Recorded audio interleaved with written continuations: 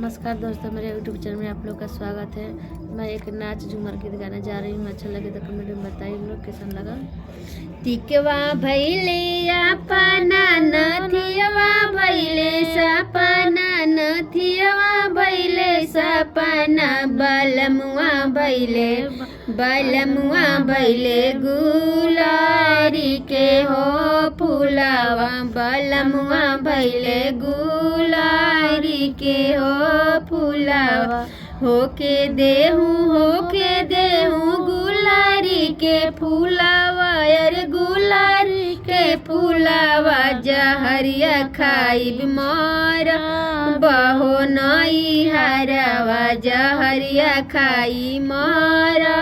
बहो नई हरवा काहे लागी धनिया जहरिया खाई मरबू जहरिया खाई मरबू कमैया यादा भेज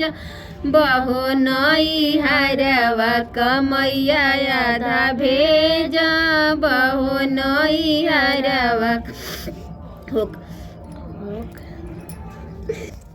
आगी लागी लहुरा हो तोहार कमैया अरे तोहार कमैया समैया यादा बीतल हो नई हरवा समैया यादा बीतल हो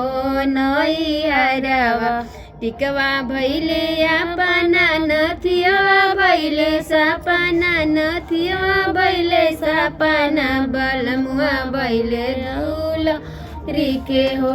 फुलावा बलमुआ भैले गुलारी के हो फुलावा।